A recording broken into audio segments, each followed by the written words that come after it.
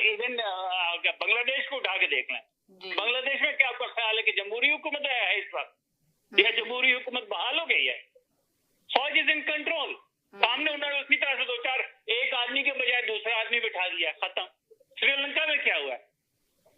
तो इनकलाब को समझे बगैर और इनकलाब जो कुर्बानी मांगता है वो दिए बगैर आप कैसे इनकलाब लाएंगे? मैंने तो यही कहा ना कि इनकलाब लाने के लिए इमरान खान साहब ने बगावत की है, फौज के सरबराह के खिलाफ, ताकत के मंबे के खिलाफ उन्होंने जो है बगावत की है। अब उसका नतीजा वो भुगत रहे हैं। अब उसमें हम आवाम को गालियां दे के आवाम नहीं निकलती है, आवाम ये करती है, आवाम बेशरम है, पता नहीं क्या क्या है। वो भाई आवाम के अंदर जो है, और मैं सिर्फ आवाम की बात कर रहा हूँ, उसमें अमीरों की बात नहीं कर रहा हूँ, मैं गरीबों की बात कर रहा हूँ। गरीबों के अंदर तबकात हैं जो एक दूसरे को एक्सप्लॉइट करते हैं। ये हमारे माशरे की हकीकत है। एक मिसाल मैं आपको देता हूँ। पाकिस्तान में वो आदमी जो कि कॉस्ट को पास कर सके दूसरे को, फॉर एग्जाम्पल एक फल वाला है, ठीक है, फलों की कीमत बढ़ती है, उसके पास ये ऑप्शन है कि वो उसको पास कर देता है वो फल के खरीदार को, ठीक है, उसको कोई फर्क नहीं पड़ता। एक दुकान वाला है, एसी की कीमत बढ़ जाती है, वो पास कर देता है कंज्यूमर को। तो पाकिस्तान का जो निजाम है उसमें बेसिकली ये है कि आपको ये देखना कि आप किस लेयर पे हैं। क्या आप अपनी प्रॉब्लम किसी और को पास कर सकते हैं या नहीं कर सकते हैं?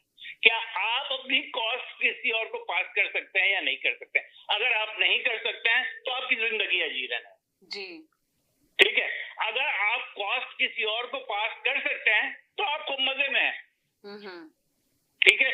एक रेडी वाला, एक किरियाने वाला, इसके पाकिस्तान में जो किरियाने की दुकान है करोड़ों का बिजनेस करती है, ठीक है। तो रेडी वाला तो यकीनन नहीं करता, मगर जो बड़ी किरियाने की दुकान है करोड़ों करती है। कितने का टैक्स देती है वो? तो आवाम, मैंने कहा, जब मैं कहता हूं कि आपको अभी 30-40 साल लगेंगे ना, तो ये लीडरशिप का मसला है। फॉरगेट अबाउट इट कि this is about leadership. No, this is not about leadership, this is about the people. और ये भी पीपल में उनकी बात करें जो कि गरीब हैं। अमीर का तो काम ही है कि अपनी इमारत को कायम रखे। देखिए, कोई भी अपनी ताकत, बुनियादी फलसफा है, नहीं छोड़ना चाहता। आपको ताकत छीननी पड़ती है, मगर उस ताकत को छीनने के लिए क्या आप में वो इत्तेहाद मौजूद है? पाकिस्तान में तो पाकिस्तानी बसता ही नहीं है।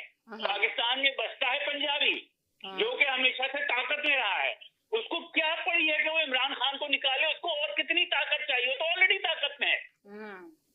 पाकिस्तान में सिंधी जो पिट रहा है और पिट रहा था, और अब जाकर उनकी सूरत आज थोड़ी बेहतर हुई है, तो उन्होंने अपने एक जो है पीपल्स पार्टी के थोड़े कोना पकड़ लिया 18वीं तरमीम से।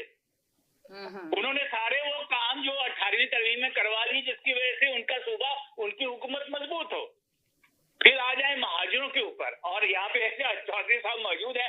मैं खुद महाजिर हूँ, मैंने 3 हिजरत की है, यानी मेरे पेरेंट्स को उठा लें तो मेरे दादा दादी जो है उन्होंने बंगाल में हिजरत की, अपने क्या बिहार से।